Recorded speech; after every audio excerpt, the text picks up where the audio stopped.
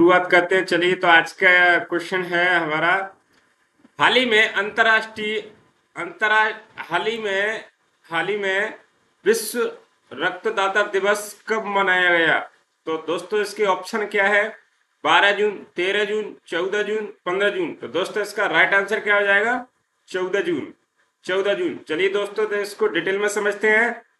देखिए, विश्व रक्तदाता दिवस है जो हर साल 14 जून को मनाया जाता है। इसका मुख्य उद्देश्य है सुरक्षित रक्त उत्पादनों की आवश्यकता के बारे में वैश्विक जागरूकता एवं एवं वैश्विक स्वैच्छिक अवैतनिक रक्तदाताओं के महत्वपूर्ण योगदान के लिए मनाया जाता है। दोस्तों, इसके लिए देखिए, परीक्षा के तय मतलब परीक्षा के लिए महत्वपूर्ण तथ्य क्या है?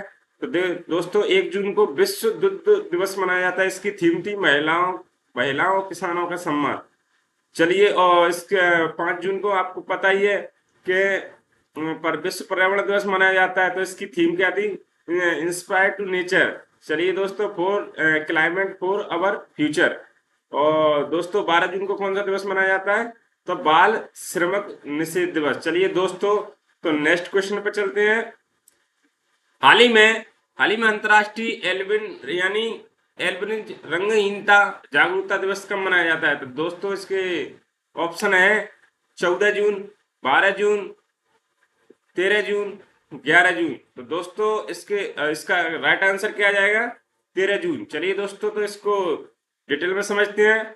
देखिए दोस्तों, ये अंतर्राष्ट्रीय एल्बिन जागरूकता दिवस है, वो 13 जून को मनाया जाता है। एल्बिन एक आनुवंशिक स्थिति है जिसमें त्वचा बालों का रंग बिल्कुल सफेद हो जाता है। इस दिवस का उद्देश्य ऐसे लोगों के प्रति भेदभाव को समाप्त करना है जो वैश्विक स्तर पर जागरूकता फैलाता है। दोस्तों, परीक्षा के तहत महत्वपूर्ण तथ्य क्या है? तो दोस्तों, 7 तारीख को विश्व खाद्य सुरक्षा दिवस, और 8 जून को क्या मनाया जाता है? विश्व महासागर दिवस। और इसकी थीम क्या थी? Strong marine protect areas for our blue planet. और 10 जून को दृष्टिदान संकल्प दिवस मनाया जाता है। दोस्तों, तो हमने देखिए दोस्तों, एक क्वेश्चन के जो आसपास के जो क्वेश्चन थे, जो फैक्ट थे, वो आपको हमने रिवाइज करा दिए। चलिए, तो दोस्तों, ये नेक्स्ट क्वेश्चन पे चलते हैं। हाल ही में प्रधानमंत्री ने किस देश के शहर यानी नीस में भारत का इनोवेटिव शिखर सम्मेलन का उद्घाटन करेंगे? तो दोस्तों, इसके ऑप्शन क्या है? Germany, France, Italy, Britain. दोस्तों, तो इसका राइट आंसर क्या आ जाएगा? फ्रांस। चलिए दोस्तों, तो इसको डिटेल में समझते हैं। दोस्तों, प्रधानमंत्री नरेंद्र मोदी फ्रांस के राष्ट्रपति एनुअल मैक्रो फ्रांस के नीस शहर में भारत का इनोवेटिव शिखर सम्मेलन का संयुक्त रूप से उद्घाटन करेंगे। दोस्तों, तो इस यहाँ से जो परीक्षा के लिए जो इम्पोर्टेंट फैक्ट है वो जान लीजिए। दोस्तों, पेरिस की राजधानी, फ्रांस की राजधानी क्या है? पेरिस। यहाँ की मुद्रा क्या है दोस्तों? तो यूरो है। और यहाँ के राष्ट्रपति कौन है? Emmanuel macro. और भारत और फ्रांस के बीच जो शक्ति अभ्यास है वो इसमें आयोजन होगा। चलिए दोस्तों, और ये फ्रांस का सर्वोच्च सम्मान है Great Cross of the Legion of the Honour, जो पीएम मोदी को दिया जा चुका है। दोस्तों, 52वें 7G शिखर सम्मेलन का आयोजन भी फ्रांस में किया जाएगा। चलिए, तो दोस्तों, नेक्स्ट क्वेश्चन पर चलते हैं। हाल ही में भारत ने दिनेश त्रिवेदी को किस देश में अपना नया उच्चायुक्त नियुक्त किया है? तो दोस्तों, इसके ऑप्शन क्या है? इसके ऑप्शन नेपाल, श्रीलंका, बांग्लादेश, मालदीव। तो दोस्तों, इसका राइट आंसर क्या आ जाएगा? बांग्लादेश। चलिए दोस्तों, तो इसको डिटेल में समझते हैं। भारत सरकार ने वरिष्ठ राजनेता दिनेश द्विवेदी को पड़ोसी देश बांग्लादेश का नया उच्चायुक्त नियुक्त किया है। दोस्तों, परीक्षा के तहत ये फैक्ट देखते हैं। देखिए दोस्तों, अब बांग्लादेश के बारे में अपन विस्तार से बताते हैं। देखिए दोस्तों, बांग्लादेश की राजधानी क्या है? ढाका। और यहाँ की मुद्रा क्या है दोस्तों? तो यहाँ की मुद्रा है टका। और यहाँ के प्रधानमंत्री कौन है दोस्तों? तारिक रहमान। चलिए दोस्तों, और भारत और बांग्लादेश के बीच संप्रति अभ्यास होता है जो आर्मी टू आर्मी, हमारे जो आर्म फोर्स हैं उनके बीच में होता है। और यहाँ का जो परमाणु ऊर्जा का उपयोग करने की बिजली पैदा करने वाले है बांग्लादेश, दुनिया का 23वां देश बन गया है दोस्तों। और बांग्लादेश में सेफ अंडर 20 चैंपियन 2026 का खिताब जीता है बांग्लादेश को हराकर। चलिए दोस्तों, भारत ने। चलिए तो दोस्तों नेक्स्ट क्वेश्चन पे चलते हैं। नेक्स्ट क्वेश्चन है, हाल ही में स्वर्ण दास गुप्ता को किस राज्य का वित्त मंत्री नियुक्त किया है? दोस्तों ये वेरी वेरी इंपॉर्टेंट क्वेश्चन है, इस पे स्टार मार्क कर लेना, क्योंकि अभी पश्चिम बंगाल में इलेक्शन हुए, तो पश्चिम बंगाल अभी बहुत काफी चर्चा में रहा है। दोस्तों देखिए इसका मैप है, जो मैंने मैप भी लगा दिया है, देखिए दोस्तों ये।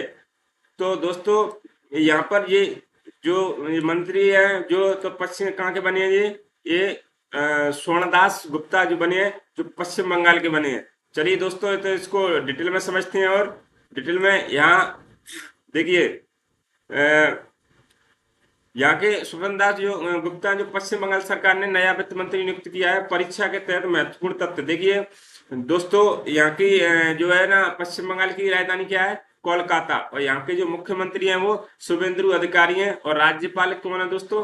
RN रवि है। और पश्चिम बंगाल देशों में जो पश्चिम बंगाल देश में चावल का सबसे बड़ा उत्पादन राज्य है दोस्तों। और हाल ही में यहाँ के यहाँ GI टैग सुंदरवन का शहर, और कालो नुनिया और चावल और कादियाल साड़ियां भी मिलती हैं दोस्तों। और कोलकाता है दोस्तों, वो हुगली नदी के किनारे सबसे बड़ा दही उत्पादन प्लांट लगाया जा रहा है दोस्तों। तो चलते हैं अब नेक्स्ट क्वेश्चन पर। हाल ही में किस देश के दिग्गज क्रिकेटर केन विलियमसन ने अंतरराष्ट्रीय क्रिकेट से संन्यास लिया है? दोस्तों वेरी वेरी इंपॉर्टेंट क्वेश्चन है। आपने जो क्रिकेट को अच्छी तरीके से समझते होंगे वो इस क्वेश्चन का आंसर बहुत आसानी से दे सकते हैं दोस्तों। तो इसके ऑप्शन क्या है? ऑस्ट्रेलिया, न्यूजीलैंड, इंग्लैंड, दक्षिण अफ्रीका। तो दोस्तों इसका राइट आंसर क्या आ जाएगा? इसका राइट आंसर हो जाएगा दोस्तों, इसका राइट आंसर हो जाएगा न्यूजीलैंड। चलिए दोस्तों तो इसे डिटेल में समझते हैं। और देखिए न्यूजीलैंड के जो महान बल्लेबाज पूर्व कप्तान केन विलियमसन ने अपने शानदार करियर के बाद अंतरराष्ट्रीय क्रिकेट से सभी प्रारूपों से संन्यास लेने की घोषणा की है दोस्तों। परीक्षा के लिए महत्वपूर्ण तथ्य देखिए, खेल जगत के अन्य प्रमुख नियुक्तियां, रिटायरमेंट देखिए, फ्रांस के जो फुटबॉलर हैं जो सैमुअल ओमेटी ने भी 31 साल की उम्र में फुटबॉल से संन्यास लिया है। और बांग्लादेश के क्रिकेट बोर्ड के नए अध्यक्ष कौन बने हैं? तो तमीम इकबाल चुने हैं। तो दोस्तों जी अभी हाल ही में जो तमीम जो इकबाल है वो चर्चा में रहे, क्योंकि अभी T20 वर्ल्ड कप में बांग्लादेश को बाहर कर दिया गया था। और दोस्तों ये बहुत इंपॉर्टेंट क्वेश्चन है। चलिए तो नेक्स्ट क्वेश्चन पे चलते हैं। नेक्स्ट क्वेश्चन पे, किस ITI ने मानव मस्तिष्क स्टेम का दुनिया का सबसे विस्तृत 3D एड्रेस जारी किया है? तो दोस्तों इसके ऑप्शन है IIT Madras, IIT Delhi, IIT Kanpur या IIT बॉम्बे। तो दोस्तों इसका राइट आंसर क्या आ जाएगा? IIT मद्रास। चलिए दोस्तों तो इसको डिटेल में समझते हैं। IIT मद्रास ने शोधकर्ताओं ने मानव मस्तिष्क के स्टेम का 3D मैप तैयार किया है, जो दुनिया में अब तक का सबसे विस्तृत और सटीक मैप है। ये चिकित्सा और तंत्रिक विज्ञान को समझने में बड़ी उपलब्धि है दोस्तों। यहाँ से हम परीक्षा के लिए महत्वपूर्ण तथ्य देखते हैं। देखिए स्वदेशी अंतरिक्ष IIT मद्रास ने विकसित की, और ग्लोबल आई कॉन्वेंस India AI mission IIT Madras के साथ मिलकर चेन्नई में इसका आयोजन किया गया। और सबसे हल्की व्हील चेयर भारत की सबसे भी IIT मद्रास ने लॉन्च की। और दोस्तों NIRF रैंक 2025 IIT जो टॉप पर रहा है। चलिए तो दोस्तों नेक्स्ट क्वेश्चन पे चलते हैं। हाल ही में किसे तुर्की गणराज्य में भारत का राजदूत नियुक्त किया गया है? तो दोस्तों इसके ऑप्शन क्या है? इसके ऑप्शन है ज्ञानेंद्र सिंह मलिक, आशुतोष दीक्षित, रुद्र गौरव श्रेष्ठ या राजीव कृष्णा। तो दोस्तों इसके राइट आंसर क्या आ जाएगा?